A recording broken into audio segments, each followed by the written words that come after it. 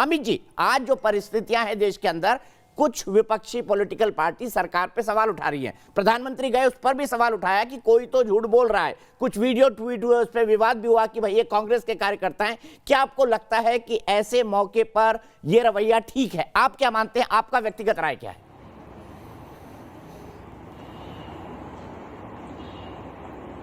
नमस्कार दीपक जी, मैं आपके चैनल के माध्यम से अपने नेतृत्व पर पूरी तरह से भरोसा जताता हूं और अपनी सेनाओं पर पूरा भरोसा जताता हूं। अगर कोई इस तरह के नेतृत्व पर विश्वास ना करे तो ये एक ढंग से देश के साथ विश्वासघात है। आप ये समझिए कि लेह को मस्तक कह देना पूरे देश को किस भावना से जोड़ देने वाली बात है। इसको मैं बहुत संक्षेप में सुंदरकांड के उस प्रसंग पर ले जाना चाहूंगा जहां भगवान श्री राम एक लीडर होते हुए भी अपने विभीषण और बंदरों से पूछते हैं कि हमें क्या करना चाहिए। और उसी तरह से आज मोदी जी ने कहा कि वो आज प्रेरणा लेकर के आ रहे हैं अपने सैनिकों से। ये सैनिकों का कितना बड़ा सम्मान है।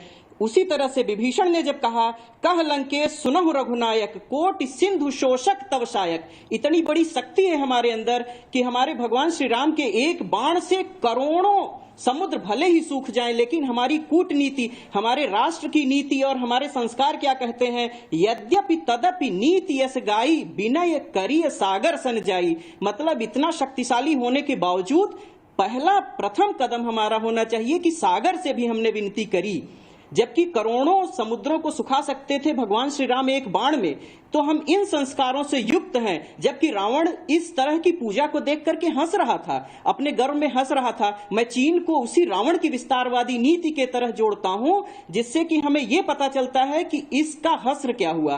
तो परिणाम हमें बताने की आवश्यकता नहीं है। हमें पूरी तरह से विश्वास रखना चाहिए कि हमारी सेना पूरी तरह से समर्थ है, हमारी लीडरशिप पूरी तरह से सक्षम है। और जैसे ही हमने शीश कह दिया लेह और लद्दाख को, आप समझ सकते हैं कि हम कहां जाने वाले हैं। हमारी जनता, हमारी सरकार। ठीक है डॉक्टर मिश्रा, आपने बिल्कुल सही और बिल्कुल पॉइंटेड बात कही है। आपका बहुत बहुत शुक्रिया।